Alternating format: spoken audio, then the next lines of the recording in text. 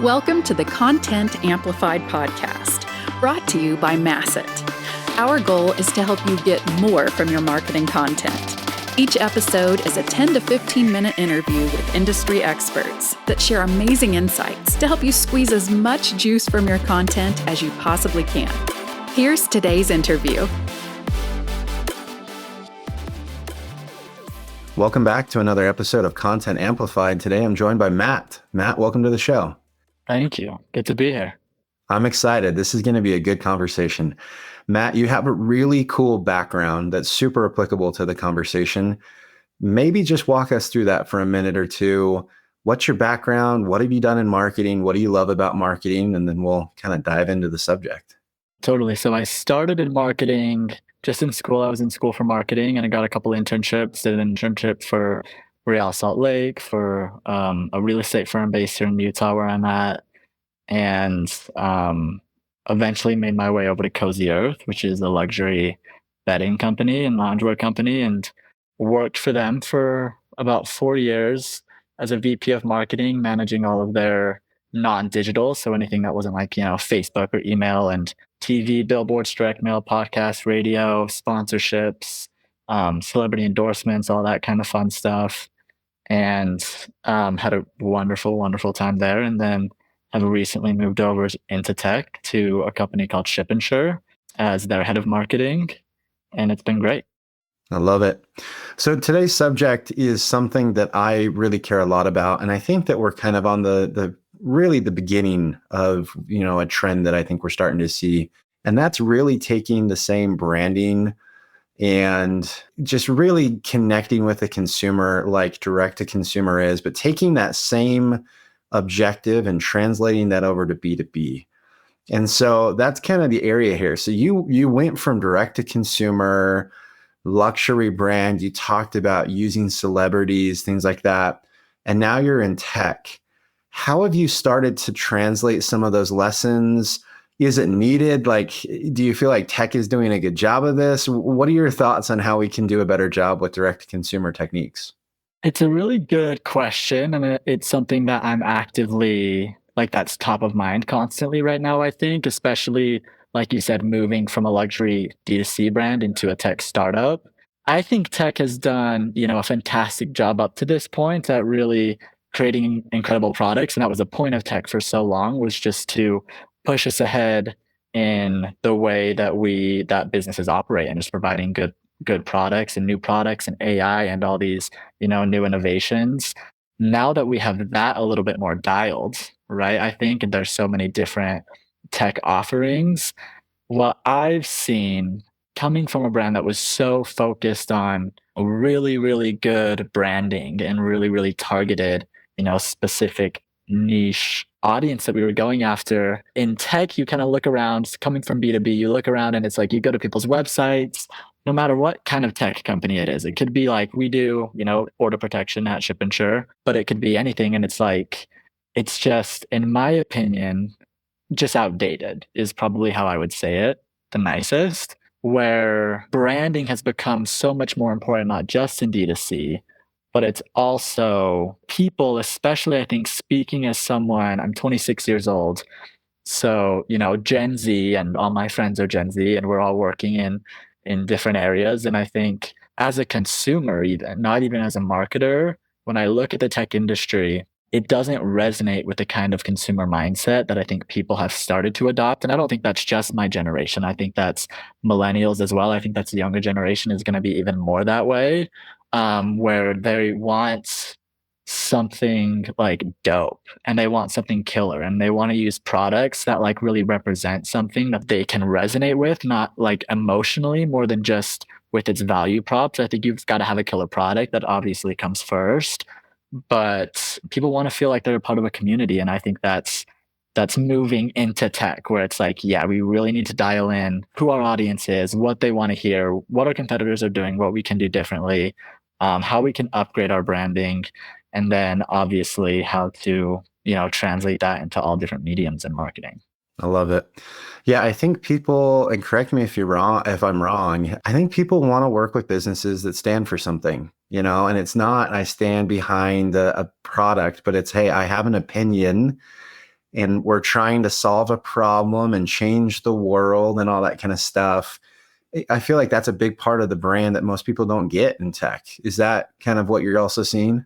I would agree with that 100%. They want you to have an ethos, like a true foundation, right? And that's always existed in D2C, where it's like, whether it's sustainability, whether it's inclusivity, there's all sorts of things that people are taking a stand for. And you see D2C companies being really in your face and kind of outrageous about the stance that they take. You look at like Oreo and Apple and Delta and like all these other people who are very vocal, or Skims. I think Skims is like such an incredible example of a company that's really changing retail for the better, in my opinion.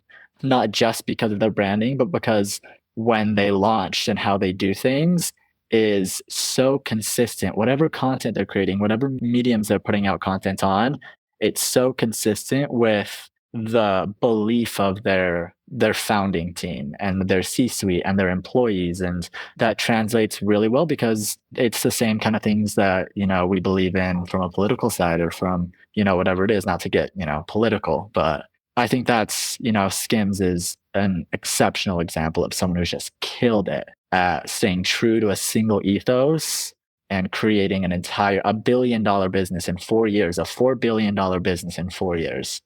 That is absolutely incredible. Yeah, and I agree, because it's the brand that they resonate with, and it's a reflection of themselves. It's telling their story by purchasing, and the same can apply to technology. So, in your experience, having made this switch, what are some of the first things you've started to look at to say, okay, cool, how do we build a brand that is more than just a set of features and benefits? How have you started to apply that experience to your current position? I am lucky enough to work for a company that has a killer product. And like I said, I think it starts there. And we have, a really awesome internal team, and we have an ethos that we all really believe in, and the issues that we're solving that we all really believe in.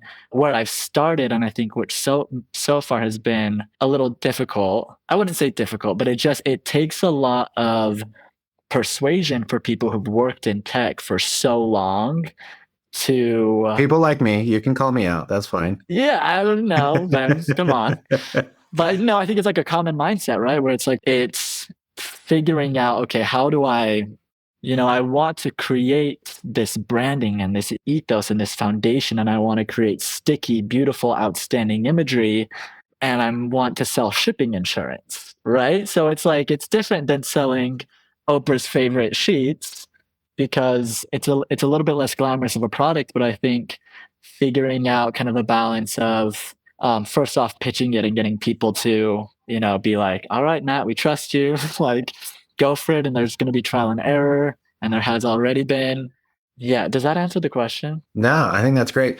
And what's cool is, I think one of the biggest things that translates from B2C or D2C is telling your customer story. I mean, obviously there's the book like Telling a Story Brand and all that kind of stuff. And it's a lot easier in B2C to connect with people because, Facebook can talk about the connections they're creating, and clothing brands can show the kinds of people that you want to be or what you imagine yourself looking like. And sports teams talk about the competitive edge and almost make you feel like you're a part of the game. Sometimes in technology, we find that hard, right? Because some of these stories aren't so glamorous and things like that. But how have you figured out how to tell your consumer stories as a part of your brand in a way that like they connect and they care? I would say it starts by really dialing in on who your current customer base is and having conversations with them. And it goes beyond, our internal beliefs, but what are the merchants that we're already working with? What do they believe? Like why did they start their companies? Like what pushed them to do what they're doing, regardless of what vertical they're in or what, kind of product they have to offer. It's connecting with those merchants and then taking a step back and really looking at your audience and being like, okay, this is, I've asked the dumbest questions, I would say, to some of our merchants, where I'm like, if your mom could describe you in 3 words, what would she say? And some of them are like, I'm like fiercely ambitious, I'm very intelligent and blah, blah, blah. And some people are like, well, she probably thinks I'm crazy and she thinks and they're all very, incredibly successful people, but it's funny to have those conversations with them and, and then be able to really dial in on that audience and be like, okay, this is the kind of person they are. This is why they use Ship It Sure, because we share this ethos, these morals, these values. How do we turn that into outstanding imagery and an outstanding tone and something that's really, especially as a startup, I think it's like we really got to stick, right? Like we really got to start creating good content that not only honors our values and our ethos, but that people are going to see and potentially be a little bit shocked by in a good, positive way. But we got to, based on those values, create something beautiful and sticky and memorable and, not just solely focus on our product. I have so much faith in the product that we have to offer, which is why I moved here and, moved to Ship It Sure in the first place. But like, how do I speak to the product offering and also speak to entrepreneurs and business owners in a way that they haven't been spoken to before with, like I said, talking about shipping insurance, like not an incredibly glamorous, thing. So, But there's always the story behind the story, and you hear about the 5 whys and all that kind of stuff. And I mean, I imagine for you, you're actually selling peace of mind. You're selling, like less chaos and all sorts of stuff is what you're really selling. And I think sometimes it's really hard not to say, hey, we sell insurance. Instead, you look at it and say, you know what, we're selling you a lot more than that. We're selling you really less stress in your life and a lot of goodness for your customers and goodwill and all that kind of stuff. Yeah, you got to come work here because you just nailed it. That's like exactly the direction that we're moving in, because I agree with you 100%. And not just for the merchant themselves. It's like we're providing you with peace of mind. You're going to save money. You're going to have more time to spend with your family or like doing what you want to do. We're going to take care of everything. We're going to pay for the refunds. We're going to manage the back end so that you can take that time and that money back. And we're also going to make your customers a lot happier. And so the loyalty is going to go up, you know what I mean? And they're going to be more excited to be a part of a company like yours because you're excited about being a part of a company like ours. So it trickles down. I'm waiting for the commercial one day to come out from your business where it's like, I got into business because I love processing refunds. I just love pissed off customers. I love it. This is my dream and my passion, and just have like that fun parody of a commercial of this is not why you got into business. That'd be killer. I'm waiting for that one. I'm excited for it. I'm gonna write that idea down. I loved your question. If your mom described you, another one that I've seen is like, if you described our business as a car, what kind of car would it be and why? And I think that there are some interesting questions. I'm curious if you have any other ones, because I think we're stuck in a rut when we talk to our customers. Why did you buy us? What do you like about us? Yeah, but you don't get the insights if you don't get them like thinking in a unique way, right? Because they're not saying, you can get the right terminology and stuff, but have you come up with like other ways? How do you interview customers to get these insights? Like any other questions or tidbits that you could share? Yeah, I would say one that may be a little bit more specific, and this is something that I've kind of come up with and had conversations around based on the branding that we're putting together right now, is I feel like when you really get down to it, entrepreneurs, and people can disagree with this, but I've grouped it into 2 different groups as like entrepreneurs. They consider themselves dreamers or they consider themselves hustlers. And the hustlers do not want to be called dreamers, and the dreamers do not want to be called hustlers. You know what I mean? Because a dreamer, it's all the same. Like they're all doing the exact same work, right? They're all staying up late. They're all waking up early. They're all stressed out of their minds. They're all it's just like they're all equally as busy. And there's a large group of people who, to them, it's like, I've dreamt of being a business owner since I was a kid. Like maybe I didn't end up in the category or the vertical that I thought I was going to end up with. And it's not easy. It can be a nightmare more than a dream at times. But it's funny to have that conversation where then the hustlers are just like, yeah, I'm just like, I just work, rise and grind. You know what I mean? It's like, that's what they love. Like they just love their hands being dirty constantly. They love no minutes in their day left empty. And so that's been, I think, another fun question is to talk to them about whether they consider themselves a dreamer or a hustler. I love it. Yeah, the insights driving additional questions. Would you put yourself in one of these buckets? Would you agree with this or that? I think that's really good. It's not generic questions, but using your insights to create new questions that drive additional insights. And it's funny how passionate like that little question is probably like what gets some people riled up the most, right? Because like I said, hustlers don't want to be called dreamers and dreamers don't want to be called hustlers. It's funny how, they like to identify themselves differently. And then it's exciting to create messaging around both of them or one of them or, segment it different, use different mediums to reach out to, people who fall within two single categories, really. And it would be fascinating because traditional logic, when you're doing, total addressable market, things like that, we talk about firmographics. Businesses that do X amount of business, they're in this industry, they're this size, they have these problems, things of that nature. But for you with the two buckets, it'll be fascinating to see, does one buy you more than the other, depending on where you take the brand? And if that is some kind of a segmentation that you build to niche down where on a firmographic level, there's nothing to be like, there's no distinguishment difference. But on like a psychological level, there is. And you really can sell to the one or the other. I think in B2B, we never get to that level because I think in B2C and D2C, like you talked about a luxury brand, like buyers of luxury think about things a certain way. They're not the same people that are going to Walmart or Amazon looking for the Amazon basic product.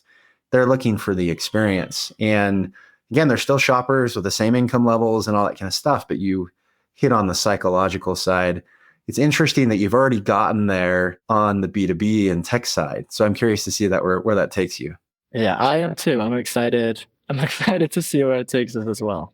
I love it. Well, Matt, thank you so much for the time. These podcasts they go by so quickly, but thank you for the insights. I love the conversation.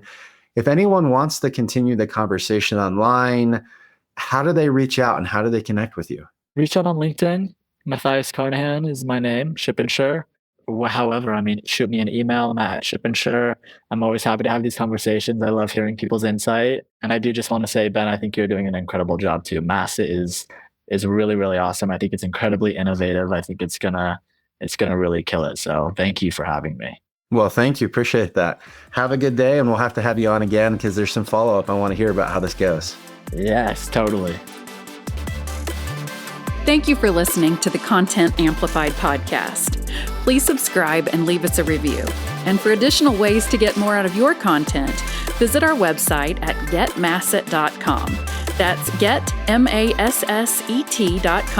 And tune in next time to the Content Amplified podcast.